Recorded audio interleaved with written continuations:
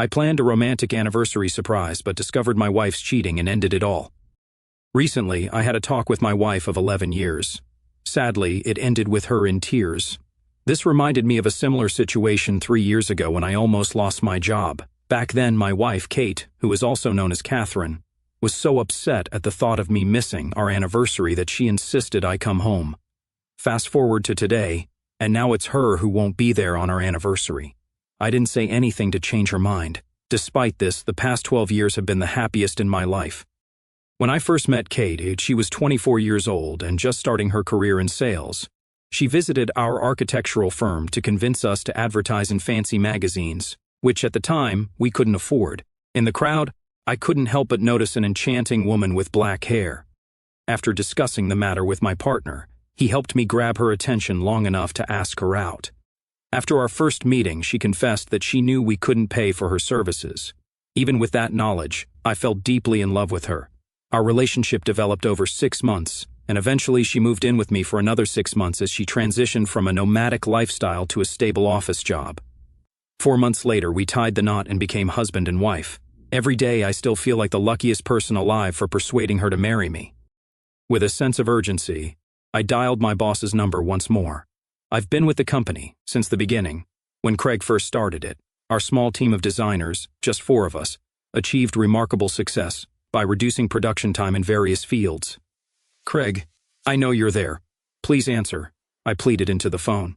Finally, I heard his voice on the other end. "Dan, I'm really busy right now, you know," he replied shortly. Deciding to keep it brief, I said, "Well, I'm leaving right now and won't be back until Monday." In response, he asked, "Leaving? Where are you going?" I replied, "I'm going to celebrate my anniversary with my wife. I'll be back on Monday. Have a good trip. Don't forget to knock before entering," he quipped. I chuckled and replied, "You always manage to make me laugh." To which he responded, "You know, I hear that a lot, not from those who really know you."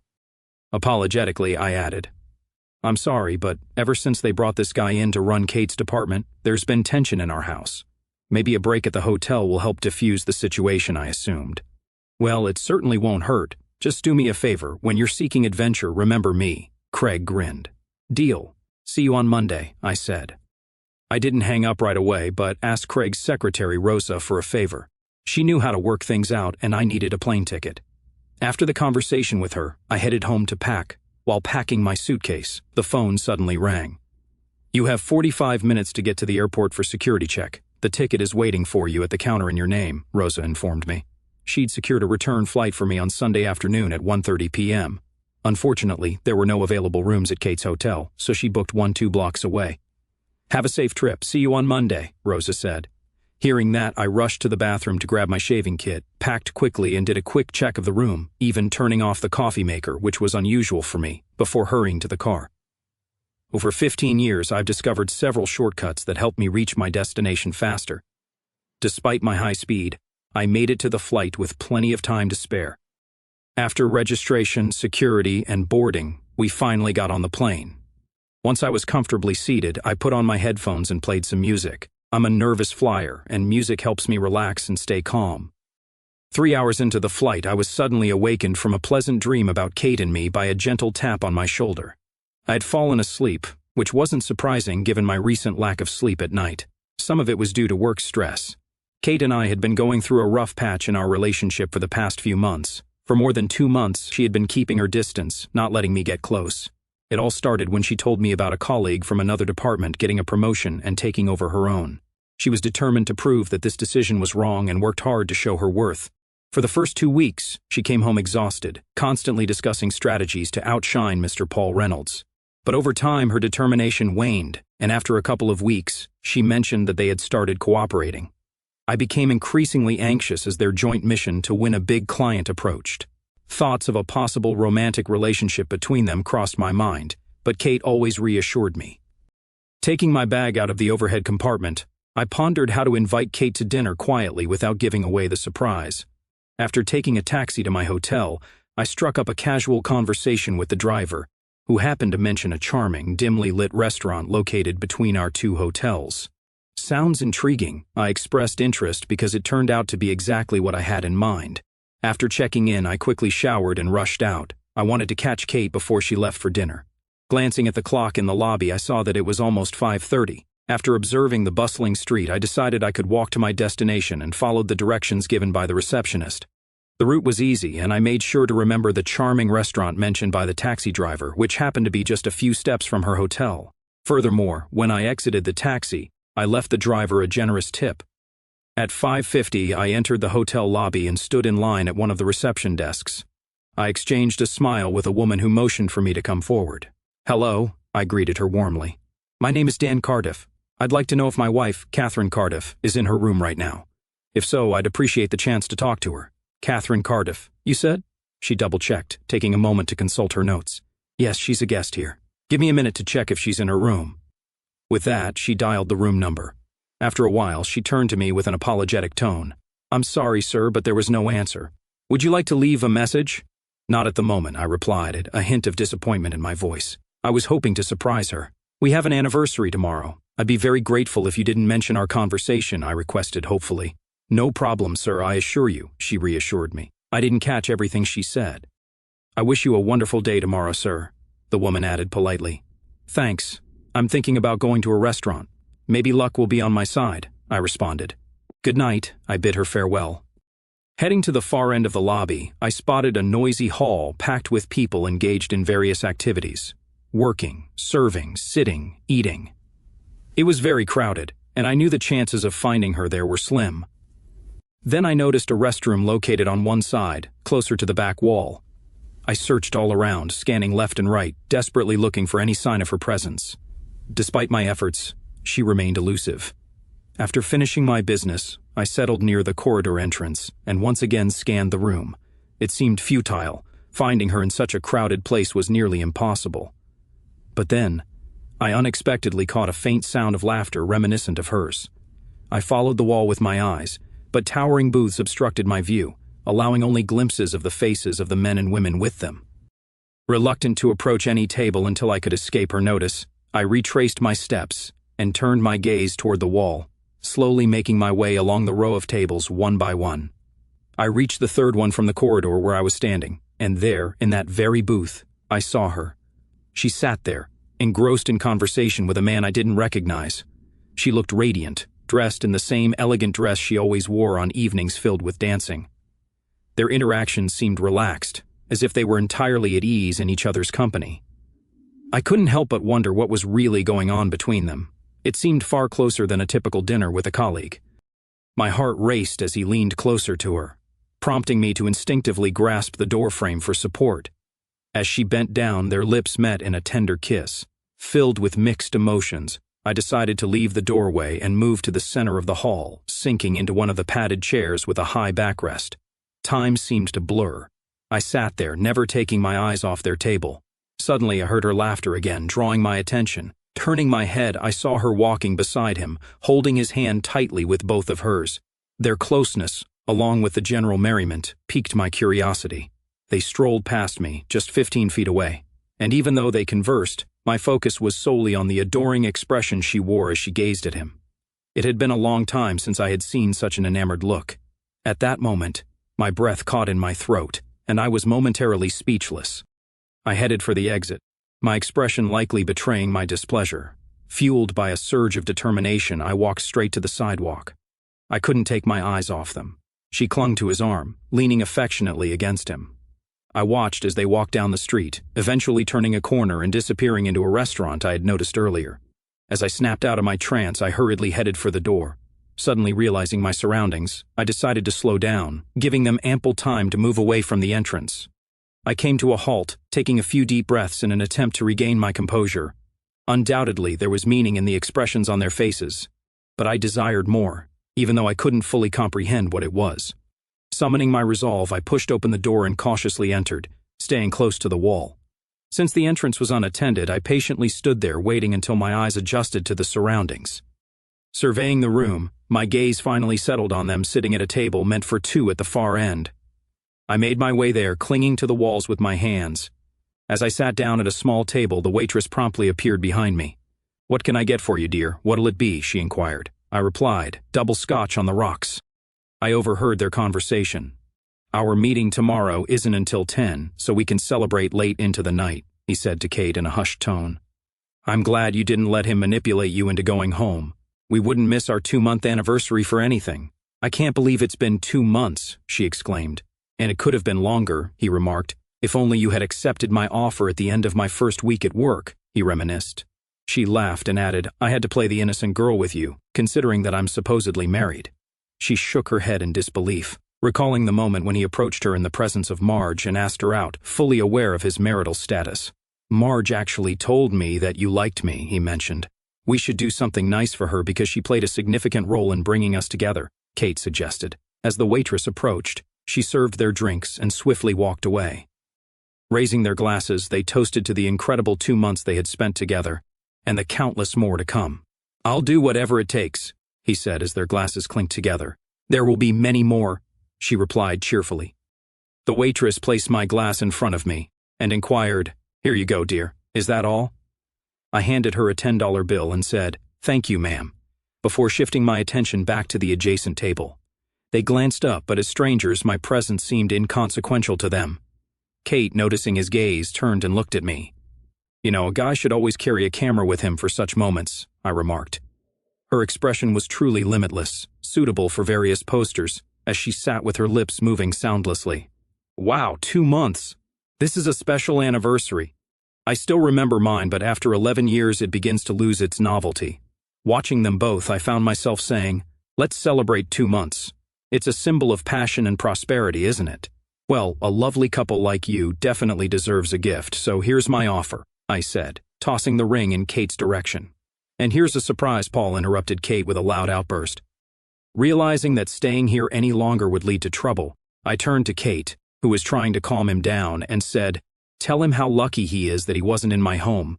Please contact me and let me know where you'd like to receive your belongings. If you're wise, you'll avoid coming to my house. Applying ice to your nose might reduce the discomfort," I stated, turned around and departed. Leaving the club, I walked briskly back to the hotel. It was unlikely that Kate knew my current address, and given my actions toward her friend, it seemed unlikely that she would pursue me to create distance between us quickly. I rushed into the lobby, approaching the front desk. I politely asked, "Excuse me, do you happen to have the contact numbers for airlines? I urgently need to book a plane ticket." The employee inquired, "Certainly, sir." "May I inquire about your preferred airline as well as your desired departure time and destination?" After providing all the necessary information, she assured me that she would inform me about the flight details in my room. Back in the room, I began to pace back and forth, bewildered by the unfolding events. How could this have happened? Then a thought struck me. Perhaps Kate had missed her true calling in life. Her performance over the past few months was remarkable. As my frustration continued to mount, I realized I couldn't stay in the room any longer. Grabbing my bag hastily, I descended the stairs to the lobby. When I reached the lobby, the receptionist, who had just finished a phone call, motioned for me to approach. "Sir, if you leave now, you might make the last flight today. Registration closes in 30 minutes. If you miss it, the next flight is in 3 hours," she told me. I replied with a thanks, hoping the taxi drivers in the area were reliable. I signed the cash receipt handed to me by a woman. "I'm sorry, I have to cut my visit short. Please stay with us next time," she said, smiling warmly as I headed for the exit. A rush of unforgettable memories washed over me. Rushing out of the lobby, I quickly grabbed a taxi from the nearby parking lot. "I bet you $50 you can get me to the airport in under 30 minutes, I asked as I took my seat. The taxi driver responded, "You got it, boss." Snapping me back to reality, he turned out to be experienced and got me to my destination in just 20 minutes. I paid the meter fare, added a generous $150 tip, expressed my gratitude, and hurried to the exit. Reflecting on it later, I realized there was no need to worry. I had a few minutes to spare. After passing security, I eagerly awaited the announcement of the boarding.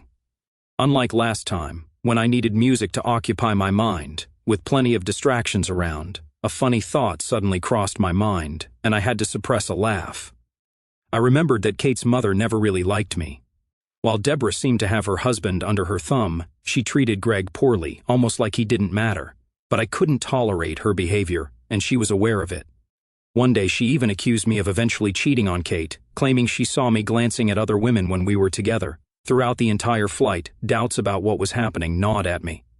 I pulled out the photo I always carried with me of Kate and me and studied it intently. The person next to Kate in the photo suddenly seemed unfamiliar. I glanced around to make sure no one noticed, then returned my gaze to the photo. In the picture, I stood beside Kate, but what caught my attention was the way she gazed into his eyes. It made me doubt. Although men aren't typically known for their memory, I considered myself an exception.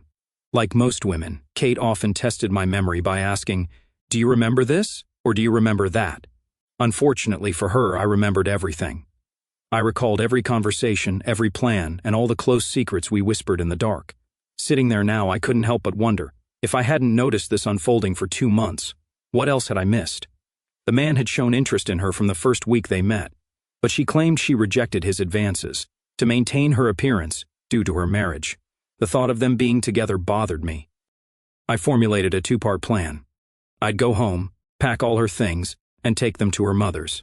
Of course, the elderly woman would find a way to blame me, but the truth was what I saw. When we arrived at the airport, our family life was unraveling. I headed straight to my car and joined the exit queue. The drive home felt like a blur, and I couldn't remember much. Nevertheless, I reached my destination. The journey's duration remained a mystery, but honestly, it didn't matter.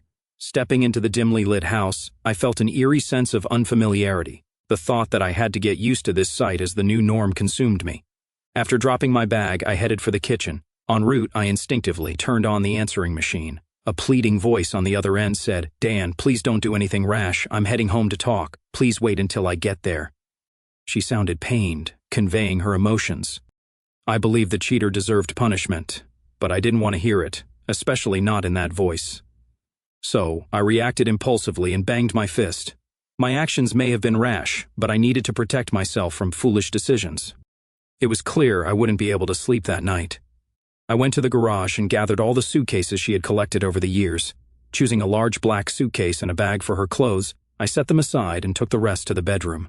As I sifted through her closet, I carefully picked a few items. I quickly stuffed them into one of the large bags, repeating the process several times before turning my attention to the dresser. It had been ages since I'd seen underwear tucked in there. For a fleeting moment, the idea of grabbing some hot dogs crossed my mind. I was supposed to go to her mother's house, but I didn't want to, so I opted for a solitary gathering with lox and marshmallows. I didn't want to deal with her parents or anyone else, so I took matters into my own hands. Instead of waiting for her, I impulsively went to the hardware store to buy new locks. Upon returning home, I realized I couldn't leave the pile of stuff in the front room. Following my thoughts, I loaded everything into the car and headed to her mom's house. I drove carefully and unloaded everything near the garage, not wanting to burden Greg with extra work, especially since his wife and daughter wouldn't help him. As the third box fell to the ground, my mother-in-law appeared. "Hi, Dan, what's all this? What's going on?" she asked. I explained, well, when Kate arrives, she might need her clothes. Initially, I thought she'd bring them herself, but I couldn't wait any longer. They were cluttering the front room. Confused and with a pale face, she inquired, "What do you mean when Kate arrives? I thought she wasn't in town yet. Why would her things be here?" "Deborah, I'm not entirely sure how she plans to sort things out, but I assumed she might stay with you temporarily.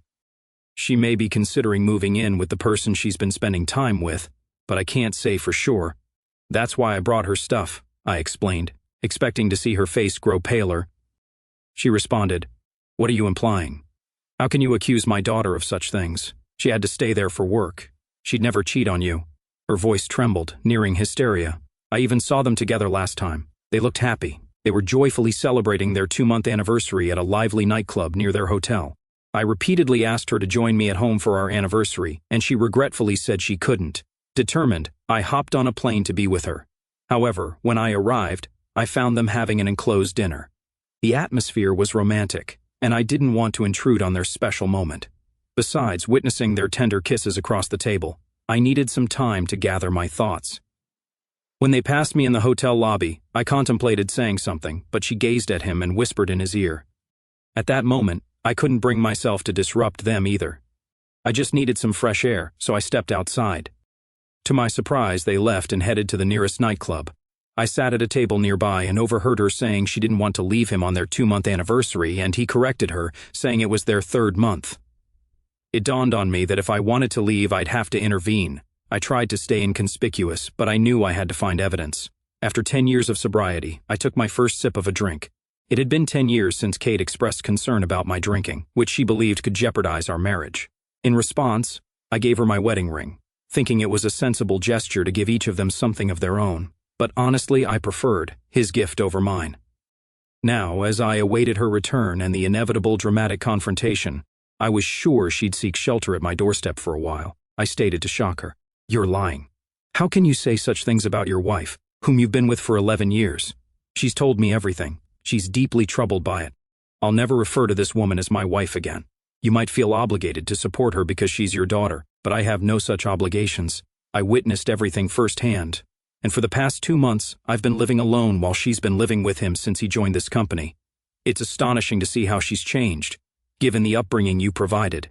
She looked me in the eye for 3 months straight, lying to me every day without a hint of remorse. If you think I'll allow her back into my home, then you're even more foolish than she is. However, it's your choice what to believe, and that's your issue. Personally, I've chosen to cut my losses. It's clear that she has strong feelings for this guy, and he's free to have her. She won't have to hide their relationship anymore. As soon as she's done with her charades, I'll direct her to this place. You can see for yourself who's being dishonest. As I placed her belongings down, I instructed her, if she picks up, be sure to convey the message exactly as you want, including the fact that I'm eager to see how she handles this. With those words, I got into the car and drove away. Feeling restless, I wandered aimlessly around the house for several hours before finding a small corner in the garage where I set up an improvised workspace. Suddenly, my thoughts were interrupted by the sound of the doorbell. Curiosity got the better of me, and I went to the door and opened it carefully. Without saying a word, I instinctively took a step back. Kate entered the room, and I immediately realized I was in the garage. "You must have been in the garage," she remarked, closing the door behind her. "I tried knocking, but you didn't hear me. I was just tidying up," I responded, observing the room's condition. Kate sighed and said, "Well, Mom already called me. It looks like you've already made up your mind about what to do with me." Kate looked at me, her face a mix of sadness and disappointment. "What did you expect, that I wouldn't mind you having an affair?" I asked her. She paused before responding. "I guess I wasn't thinking clearly, at least not rationally." I was overwhelmed by disappointment. "It's a shame because all I did was think," I confessed. "You see, there was no one around to distract me from my thoughts. I missed having someone to go out to dinner with, visit a club, and enjoy the darkness, whispering and kissing. But I was left with a woman who could deceive me without hesitation, even looking me straight in the eye. She could share my house, my food, my life, and then be close with someone else. Not a pleasant image, right? Are you really ready to let go of 11 years of our life together?" "What is it?" she asked. "Did you even bother to ask me about it, Dan? Would it have bothered you if I had a real relationship with someone else instead of just playing games?" I thought that such an important question would stay with me, but it doesn't seem to matter anymore, does it? Now you and the person whose name I can't even remember can move on freely without caring about me. No more struggles over deciding whom to spend our anniversary with, I said, heading for a chair. "I think I understand your perspective," Kate replied. "Do you truly understand, Kate? Because I genuinely doubt that you do. You see, for you, it was just an act of infidelity. You probably found a way to justify it, maybe even shifting the blame onto me. Could it have been, Kate, perhaps my actions drove you to be involved with someone else?" I inquired. She lowered her head and replied, "No, I don't blame you for this. It just happened. Having an affair with someone other than a spouse for 2 months isn't an accident. It takes effort, and moreover, secrecy. To continue the affair requires additional effort, and let me tell you, honey, you're playing the role well. I fell in love completely and unconditionally. It's unbelievable that you both managed to find time for your game. I can't even imagine how it feels to laugh about cheating on me. And that tearful phone call last night? It was a real performance. Maybe you should consider a new career. Your performance could easily outshine the last 3 Oscar winners." I must admit, I had a brief moment of uncontrollable laughter, just a quick, unintended outburst before I stopped. "I don't know where it came from, but it's clear that you don't love me. If that's how you treat someone you love, please spare me your anger." "How can you believe that I don't love you after 11 years?" she protested, indignant. "Listen, Kate, since you seem to enjoy asking questions, here's one for you. Given your deep introspection, you know how you usually react to various situations. Based on this, imagine that I found out you had a close relationship with another man, but it was a one-time occurrence, not a long-term affair. How do you think I would react?" I asked. She leaned toward me and replied in a soft tone, "To be honest, I think I would have asked you to leave our house and start divorce proceedings." I thanked her for her honesty and admitted that I had expected such a reaction, even imagining that she might throw something at me. But who knows, I mused aloud. She responded with a faint smile, perhaps. And now, imagine that for nearly 3 months, every day we spent together meant nothing to me. It was all just an act, a facade to deceive you into thinking our relationship was thriving. In reality, I was going through the motions while my heart belonged to someone else, spending entire days with my mistress after leaving you. Can you honestly believe that I love you after nearly 13 years? Show me some confidence, Kate, I said seriously. It's as if you're implying that you don't care about this situation. The time we spent together was very valuable to me. It wasn't just casual conversation. I genuinely enjoyed being with you, she said. Do you recall the last time we were close, Kate? When was the last time you initiated one of our affectionate kisses? When did you last act like my wife, Kate? After what I've witnessed and heard, I find it hard to believe you're standing here telling me you love me. I'm not naive. I overheard you discussing him with that gossip Marge as soon as he arrived at the office. And then, to top it off, you both came up with the idea of giving her a gift for bringing you two together. It seems like you've already found your next bridesmaid. All that's left is to find his best man, and the wedding banquet will be ready, I commented, reclining in my chair. So, it turns out you're just like me after all. Should I expect a server to show up at my doorstep? Kate inquired. What is it? She asked. First and foremost, I need to know where you're going to live. You won't find a process server waiting on your doorstep to deliver the divorce papers. I've reserved that privilege for myself. That's it. The case is closed. Escape from Kate and move forward. If you happen to see me with someone else, please don't try to intervene, I stated. What are you trying to prove with this? Kate asked. I probably didn't think I needed to prove anything to you. What I did for myself, not for you. Why would I fight for a man like you who respected me so little, thought that I would tolerate or make excuses for the way you treated me? When I gave you the ring, it was a clear sign that you were done. I don't want to invest my energy in something that no longer matters to either of us.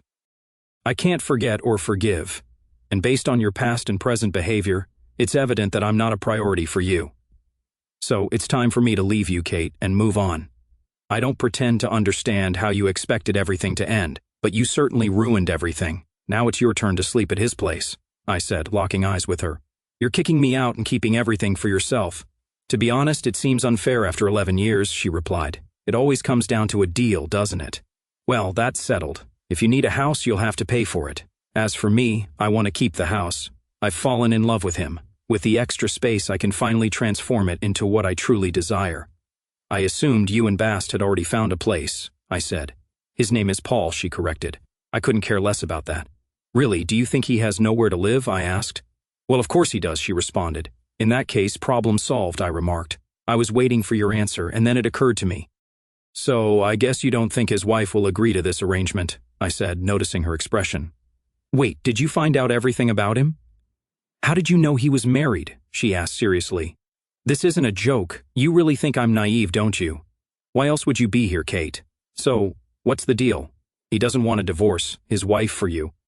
I hope you haven't seriously considered coming back to me. I've contemplated this particular question. I considered the possibility that our relationship had lasted 11 years. However, upon reflection, I concluded that we're done. This decision was made by you. Let's reminisce about those incredible 2 months you spent together and hope for even more in the future. Keep in mind, as I mentioned before, when I gave you the ring, it signified the end. Please refrain from making excuses about our 11-year history. Those years didn't matter to you in the past and don't matter to me now. Therefore, I'll compensate for those 11 years with a set of legal documents. As soon as they're prepared. The house offer remains unchanged. If you don't want to leave the house, you can come back and take whatever you want. It appears you're ready to move on without any hesitation. Divorce me and go on your way. You may be trying to elicit my sympathy, but I want to make it clear that I'm moving on from someone I can't trust living under the same roof with me. I will never trust you again. So, what's your plan? Do you want to keep the house for yourself? I asked. No, I have no desire to keep this house. Give me a few days to find a new place, and I'll likely take a significant portion of the furniture, she replied, taking her hand out of her pocket. What should I do with this? She asked, handing me the ring. Do whatever you want with it. Oh, I have an idea. Why not use it as a toe ring? It would fit perfectly on your big toe, given how you treated him. I might actually find some use for it, I suggested. Okay, you know what? I could use some extra money. Maybe I'll pawn it, she warned. Well, you won't get much for it. They buy these things by weight, and most likely you won't even get $130. You can't buy a genuine gold ring for your finger for $130, but that's just my opinion. It's your ring, so do as you please with it, I stated, turning towards the door. Did you get all my stuff out of the closet? She asked. Yes, I got everything, though I was a bit annoyed with the furniture at the time. I'll call you in a few days. I have to admit, I didn't pack your things very neatly. I hope you still have clean, unwrinkled clothes after the trip, I commented. May I take a look? She inquired. Of course, don't be shy. You know where everything is, I said, noticing a slight frown on her face. I waited patiently as she inspected the room. I could hear her rummaging in the bedroom, then in the closet, and finally in the bathroom. A few minutes later, she returned downstairs, hastily packing cosmetics into a floral zip-up bag. You were thorough. You only missed a few things. I may have to call you when it's time to move, she said with a forced smile. Of course, I'd be happy to help as long as it's not too close to me, I replied, smiling affably, getting up to open the door for her. When she suggested going for a walk, I paused for a moment, considering her request, and then an idea struck me. Wouldn't it be too much to ask you to run around instead? I inquired, maintaining a serious expression. Kiss me on the spot, she replied, turning to leave. I wouldn't dare kiss someone who knows where she's been, I retorted, closing the door behind her. That marked the end of our communication. 3 months later, my lawyer diligently filed all the necessary divorce documents, instructing me to pick them up from his office on Monday. My itinerary for the day included 2 stops, first at the lawyer's office, and then at my mother-in-law's house. The sole objective was to obtain Kate's signature on the documents, ensuring she had no false hopes of reconciliation. After parking my car at her house, I paused for a moment, gazing at the familiar facade, contemplating the completion of this final task. It might take some time, but eventually, I would find solace and quiet nights again as this chapter would finally be closed. Exiting the car, I made my way to the front door and rang the doorbell. To my surprise, my mother-in-law answered. Well, Dan, what brings you here? What's going on? She asked. I thought you had forgotten about us already. Not yet. Is Kate here? I inquired. Yes, she's here. Come on in, she replied, closing the door behind her. A few moments later, Kate entered the room. Kate, I'm here for you to sign these papers. I'll file them tomorrow, and then our divorce will be finalized. I just want it to be over, I explained. Kate sighed and said, I don't think I've ever been good enough for you, have I? Do you seriously think I'll just stand by and watch your actions over the past few months? Kate briefly left the room but soon returned with a pen in her hand. As she hastily signed her name on the appropriate pages, I watched her movements carefully. When she finished, she forcefully placed the pen on the table and swiftly gathered everything into a manila envelope, ready for archiving. Free now, she said. Thank you for signing these. Take care of yourself and find happiness. Shifting her focus from me to herself, she added, Mom, you can come into the room. Congratulations to you as well, I replied before walking out the door. As I drove away, a wave of mixed emotions washed over me. I understood that this marked the end of our relationship, and I couldn't shake the feeling that life was about to take a new turn. Just a month later, our divorce was finalized, signaling the start of a completely different life. In due course, I received unexpected news from Kate's father. He informed me that after our divorce, Kate had asked Paul to leave his wife and marry her. However, Paul made it clear to Kate that he couldn't do that. He admitted that their relationship had no romantic feelings for her. It seemed that after such a revelation, Kate had to come to terms with the fact that she would have to continue her life without me and without Paul.